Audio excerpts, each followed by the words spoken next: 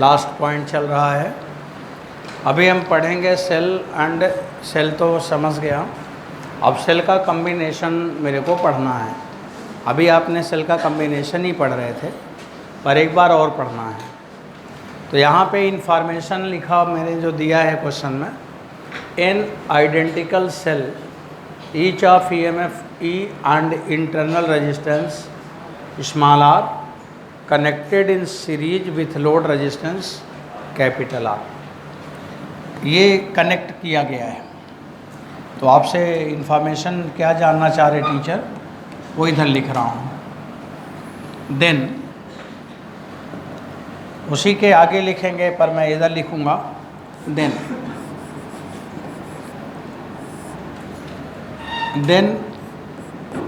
Find, बच्चों number 1 है power across load.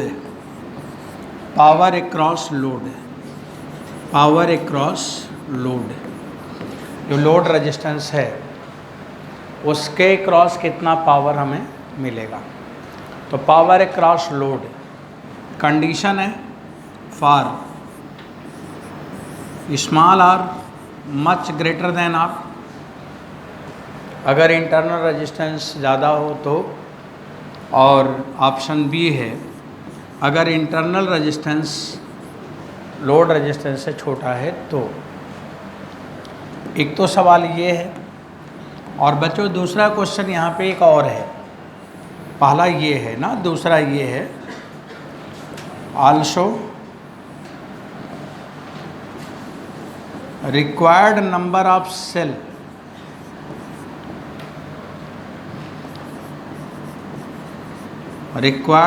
of cell for maximum power। दूसरे question में लिखा है कि कुल कितना सेल चाहिए कि मैक्सिमम पावर मिले। Also find maximum power, also find maximum power. ऊपर वाले क्वेश्चन में मैक्सिमम वर्ड नहीं है, ऊपर वाले में पावर है और नीचे वाले में मैक्सिमम पावर है। इसलिए कि आपने मैक्सिमम पावर ट्रांसपोर्ट थ्योरम पढ़ा है, तो उसको अप्लाई करना चाह रहे हैं। अब आप इसे स्टेटमेंट को लिख लो तो मैं इसका आंसर दिखा दूँ। हो गया स्टेटमेंट। चलो अब इसका आंसर समझ लिया जाए।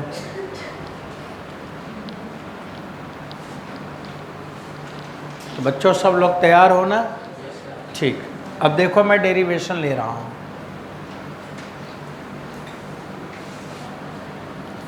पहले तो सिंपल सा सर्किट बना लो। जितने भी सेल हैं सबका EMF E है, इंटरनल रेजिस्टेंस R है, यहाँ पे स्मॉल r EMF E। कुल कितने सेल हैं? N सेल हैं। अब कितने बनाओगे? ऐसे मान लो यहाँ ऊपर N सेल लिख दिया जाए, N सेल। यहाँ पे ऐसे दिखाने के लिए कि पहला सेल है, दूसरा सेल है, और कुल कितने सेल हैं? N सेल हैं। ऐसे बनाना चाहिए, सर्किट में हमें सब बताना पड़ता है, कोई देखे तो समझ पाए। और लोड रेजिस्टेंस आपको लगाना है, कहीं लगा दो, यहाँ लगा दो, कैपिटल R हो गया। बच्चों ये तो सिंपलीफाइड सर्किट हो गया। अब हमारा जो टारगेट है ना, वो मेन टारगेट करंट होता है। आपने भी यहाँ पे यही पढ़ा है ना, इक्विवेलेंट करंट के लिए सब पढ़ा है। तो बच्चों अब आप लोग बताते जाओ, मैं लिखता जाऊँ। चलो भाई, E इक्विवेलेंट कितना होगा? NE सीरीज में है, सब ऐड हो गया। R इक्विवेलेंट सीरीज में है NR, R इक्विवेलेंट हो गया, सही है। अब total resistance R equivalent NR plus capital R। जब हमें टोटल रेजिस्टेंस मिल गया, तब बच्चों हमें ये जानना चाहिए कि व्हाट शुड बी करंट, कितनी करंट फ्लो कर रही है। अब करंट लिखेंगे, आप करंट का मान लिखेंगे। करंट हम लिख रहे हैं, बोलो I बराबर कितना होगा, I equal to NE upon NR plus R। I बराबर NE upon NR plus R। बस मेन इक्वेशन देखो इतना ही है, हमें यहाँ तक जल्दी से आना है। आगे अब अपने कंडीशंस को इम्पोज करो, एक एक कंडीशन को इम्पोज करो। देखो बच्चों, सर्किट में जो चीज़ें दिख रही हैं आपके सामने, अब उसको इधर मैं दिखाने चला। पहले वाले क्वेश्चन को देखो ज़रा, पहले में दो पार्ट है ना, ए और बी। ए में क्या लिखा है, small R much greater than are.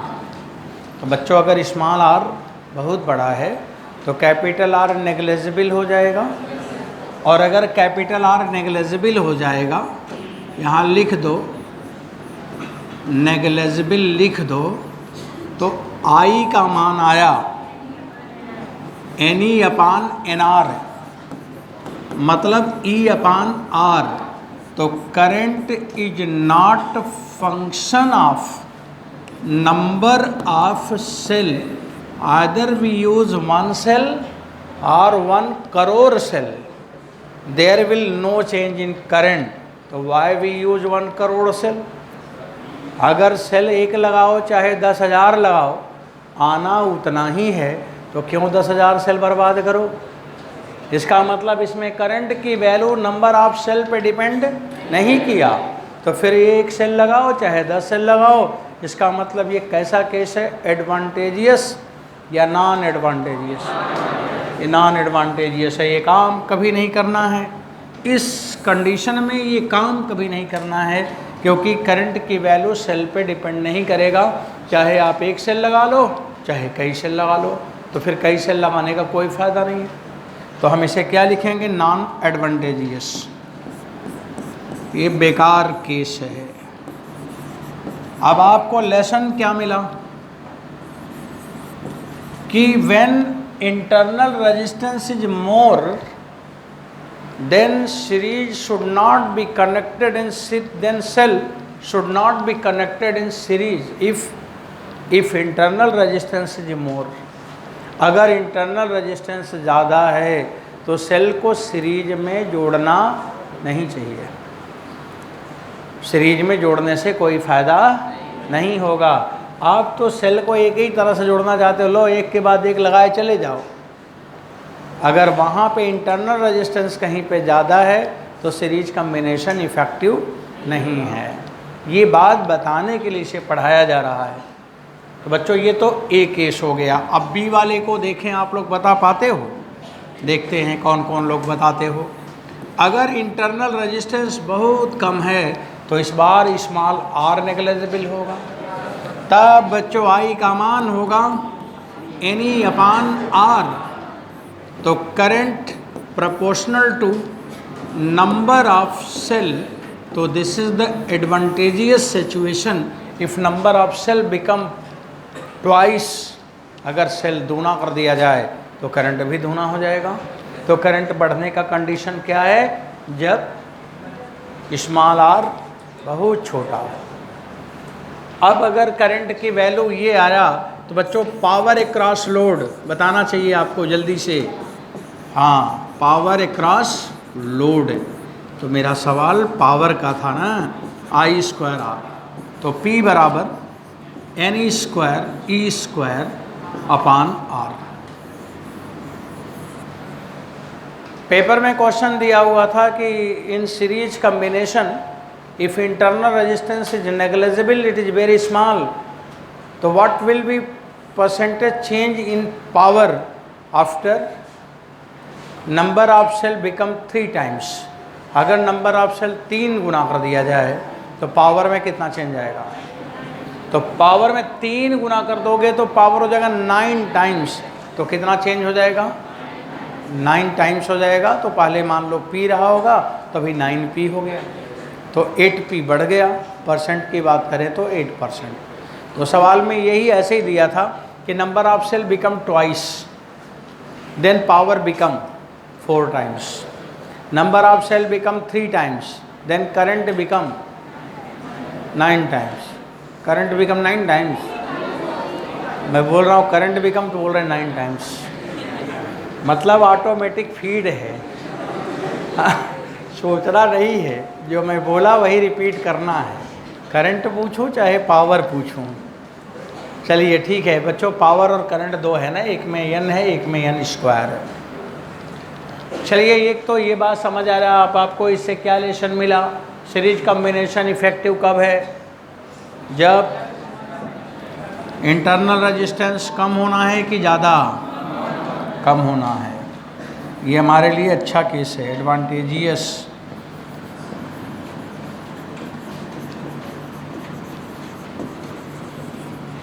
अब आप लिखोगे मैक्सिमम पावर का केस। क्वेश्चन नेक्स्ट 2 नंबर, दूसरे नंबर को अपने अपने कॉपी में देखो, कुछ लिखे होगे ना, वो बताना क्या लिखे हो बच्चों, जल्दी से बताना। हाँ नहीं, पहले ये बताना कि केस है मैक्सिमम पावर वाला, और मैक्सिमम पावर का ट्रांसपोर्ट थ्योरम NR बराबर R, तो N बराबर हुआ capital R by small r। आई की वैल्यू में नीचे का जो रेजिस्टेंस है इंटरनल बराबर लोड है, ये मैक्सिमम पावर का है केस। और करंट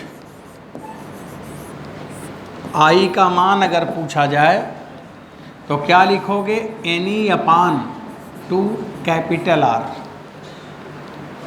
यानी अपान क्या लिखे थे 2 स्मॉल r, और 2 स्मॉल r की जगह क्या लिखोगे 2NR, और NR बराबर क्या है कैपिटल R, तो ये लिखोगे। अब बच्चों मैक्सिमम पावर कितना आएगा, I² R, तो I² R करोगे ना तो N² E² बाई 4R, यह मैक्सिमम पावर हो गया।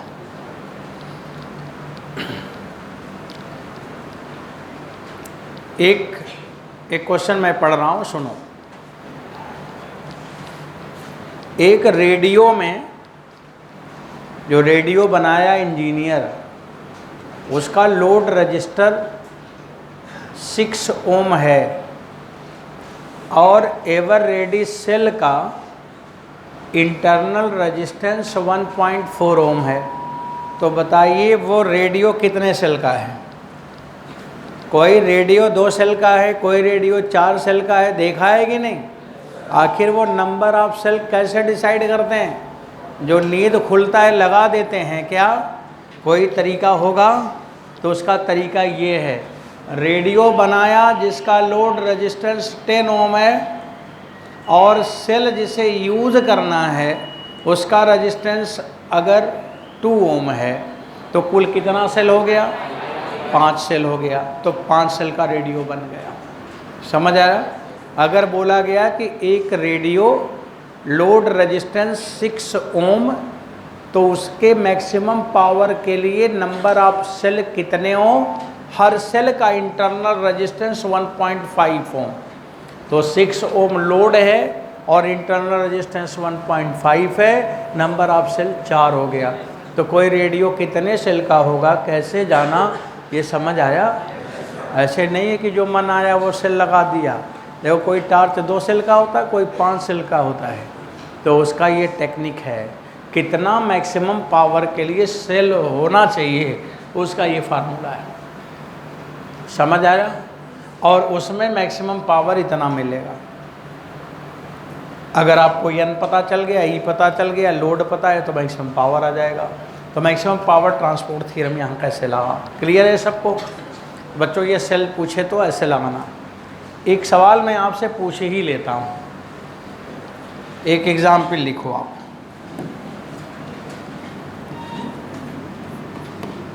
लिखो out of 10 cell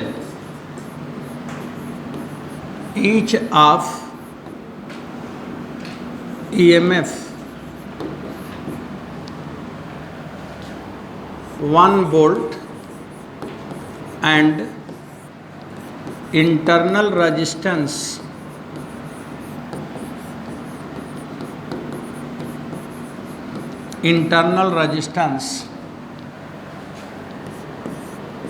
10/3 ohm 3 cell be reversed and connected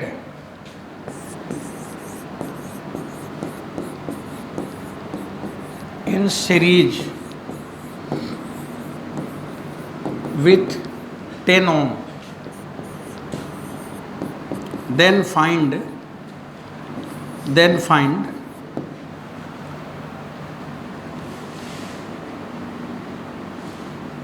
power across load,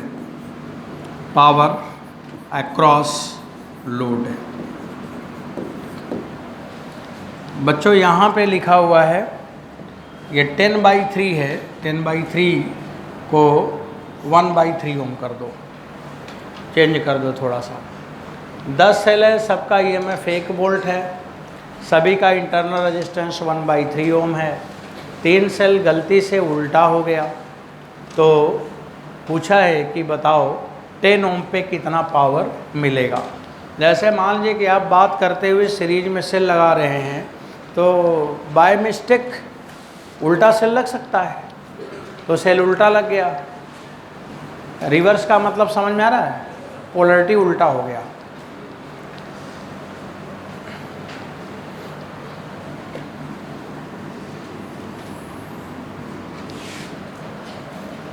बच्चों एक एग्जाम्पल लेंगे, टाइम कम है, बोर्ड पे देखते रहें आप।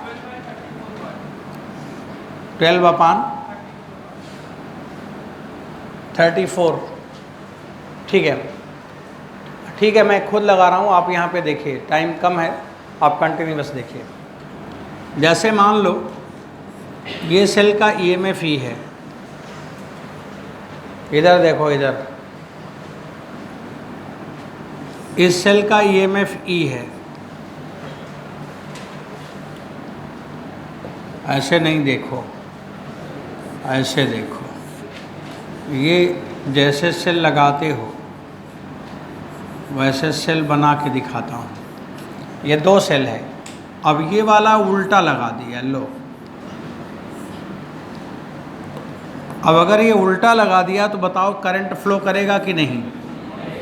हाँ, कई लोग यही समझते हैं करंट नहीं फ्लो करेगा, वो सब कालिदास है।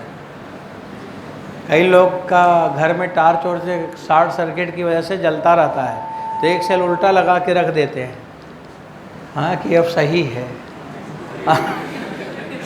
अब सही नहीं है, अब भी गड़बड़ है, लेकिन अब दिख नहीं रहा है, अब भी गड़बड़ है। तो यहाँ पे ये सेल को मैंने उल्टा कर दिया, ये प्लस E है, ये प्लस E है और ये माइनस E है। तो बताओ E इक्विवेलेंट कितना आया? E आया, तो करंट तो मिलेगा। करंट EMF तो 0 तो नहीं हुआ, करंट तो मिलेगा, लेकिन करंट कम मिलेगा। अब बच्चों इसमें जो EMF E आया, इसको मैं क्या कर रहा हूँ कि 3 सेल था, 3 सेल में कितने सेल उल्टा है? तीनों सेल उल्टा है, 1 है, तो 3 सेल में 1 उल्टा है, तो जो उल्टा है वो तो उल्टा है ही है, और अपने साथ 1 को और ले गया, तो जो गड़बड़ है वो तो गड़बड़ है ही है, पर 1 को और चौपट कर दिया। यहाँ ये समस्या है, ये तो गड़बड़ है और ये तो जाना ही था, इसको भी ले गया। इसका मतलब 1 गड़बड़ है तो 2 गड़बड़ हो जाएगा, और 2 गड़बड़ है तो 4 हो जाएगा, 3 गड़बड़ है तो 6 हो जाएगा। अब इसी तरह से अंदाज करो, अभी जब लिखें तब अंदाज करना, अंदाज लगा के बताना, अंदाज नहीं समझ के बताना। आउट ऑफ n सेल, मेरे पास n सेल है, m cell be reversed, m cell be reversed उल्टा, तो बताओ E इक्विवेलेंट बराबर क्या? n-2m into E। ये बात हो गया। अगर m सेल उल्टा हुआ तो टोटल में जितना उल्टा हुआ उतना और चौपट करेगा, तो डबल खराब हो जाएगा, तो n-2m E हो गया। और बच्चों इसे मिटा दिया, उल्टा करो चाहे पुल्टा करो, कुछ भी करो, आर इक्विवेलेंट में कोई अंतर नहीं आता, रजिस्टेंस उल्टा मुल्टा नहीं होता, रजिस्टेंस का काम रजिस्टेंस एन आर ही होगा, उसमें n-2m नहीं होगा। अब load resistance R equivalent N R plus R होगा। इसके बाद इधर आ गया, इधर बच्चों करंट, बोलो I का मान क्या हुआ, n-2m e upon N R plus R, ये करंट आ गया। अब पूछा है पावर अक्रॉस लोड है, वाट, पावर अक्रॉस लोड है। अब इसे निकाल लो, पावर अक्रॉस लोड, तो P बराबर होगा I²R। समझ आया? अब सवाल लगा लोगे कि मैं लगा के दिखाऊं? लग जाएगा? अब लगा के लिख लो, जो आएगा बता देना, तब दूसरा कहानी शुरू करें। बच्चों ये थ्योरेटिकल रिजल्ट्स हैं, ये सब हमें आना चाहिए। और आपसे कॉम्पिटिटिव एग्ज़ाम में टीचर यही सब पूछते ही हैं कि सेल उल जोड़ना आता है कि नहीं। पता चला बीटेक में प्रैक्टिकल कर रहे हैं, टीचर खड़ा रहता है बगल में, बोलेगा बताओ सेल तुम कैसे जोड़ोगे, सीरीज में जोड़ोगे कि पैरेलल में जोड़ोगे। पूछे कब तुम सीरीज में जोड़ोगे, कब पैरेलल में जोड़ोगे। जैसे मैंने बोला, मेरी बात सुन लो, कैपेसिटर को सीरीज में कब जोड़ोगे, जब कैपेसिटी कम करना हो, पैरेलल में कब जोड़ोगे, जब कैपेसिटी बढ़ाना हो। हैं, ऐसे ही आपसे पूछा जाए सेल कब सीरीज में जोड़ोगे और कब पैरेलल में जोड़ोगे, क्वेश्चन है कि नहीं। तो सीरीज में कब जोड़ोगे, जब इंटरनल रेजिस्टेंस कम हो, उसमें घटाना बढ़ाना नहीं बोलना है। इंटरनल रेजिस्टेंस कम है तो सीरीज है। और पैरेलल में कब जोड़ोगे, जब इंटरनल रेजिस्टेंस ज़्यादा हो। तो कब सीरीज में लगेगा, कब पैरेलल में, समझ आया। ये केस आता है पेपर में कि कब सीरीज में लगाओगे, कब पैरेलल में लगाओगे। अभी ये सीरीज वाला केस हो गया, आपका इसका आंसर सब लोग निकाल लिया। चलो अब दूसरा स्टेटमेंट लिखो सब लोग, हटाओ बच्चों, लोग बोलो जल्दी से, उसे घर पे लगा लेना, वो लग जाएगा। हाँ, उसका आंसर कुछ आया होगा, अब जाने दो, फिर लिखो कोई बात, यही लिखो। अब यहाँ लिखो सेल इन पैरेलल, देखो मेरे कुछ नहीं लिखना है, इधर उधर करते रहेंगे बस। ये सीरीज काट दो, अपने कॉपी मत काट देना। सेल इन पैरेलल ये लिखो। अब यहाँ n की जगह m, स्टेटमेंट मेरे को लिखने दो ज़रा। m identical cell each of EMFE and internal resistance small r connected in parallel in m row माने parallel with load resistance capital R, then find। पहला सवाल है पावर अक्रॉस लोड, और इसे थोड़ा बदल देना, उल्टा कर देना, R यहाँ पे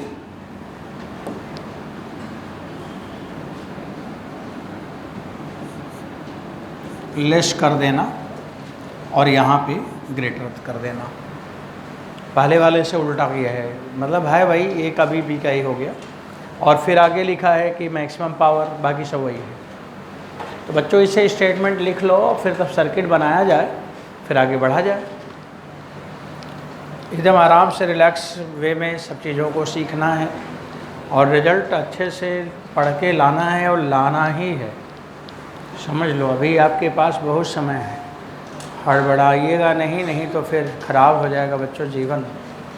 एकदम आराम से पढ़ना चाहिए, पढ़ाई बहुत आराम का होता है, ध्यान से पढ़ना चाहिए, सीखना चाहिए।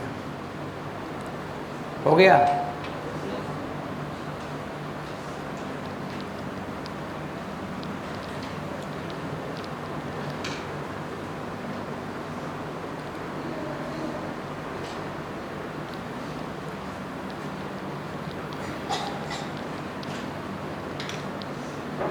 ये पूरा इतना लिख लो, तब आगे लिखेंगे। जब मैं बढ़ाऊंगा तब बढ़ना,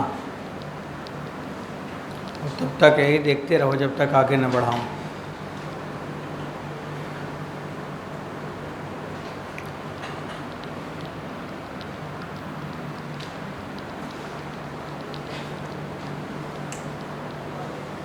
हो गया?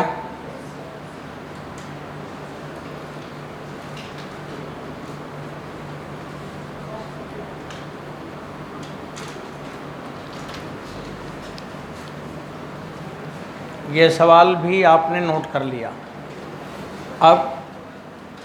अब सर्किट हम बदल रहे हैं।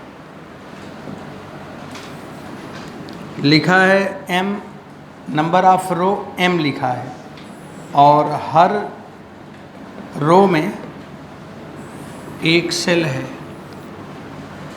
और कुल m सेल है और m रो भी है, नंबर ऑफ रो भी है। तो हम इसे ऐसे दिखाएंगे।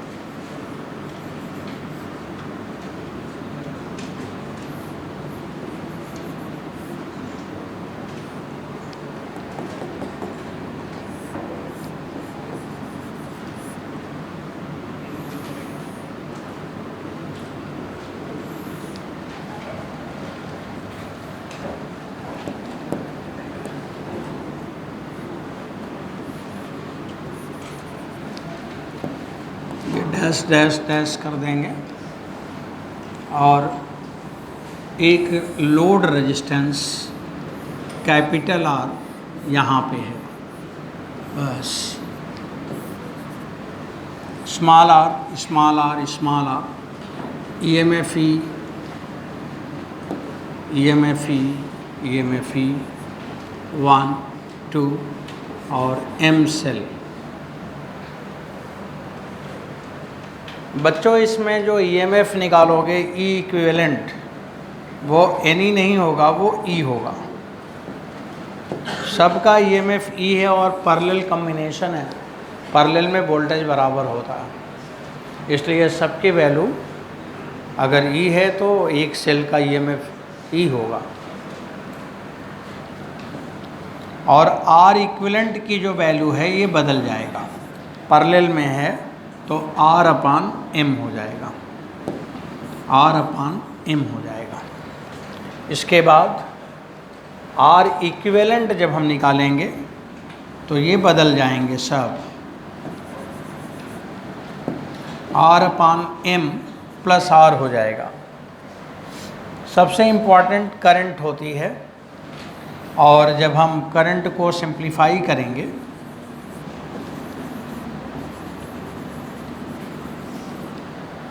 तो E/R/M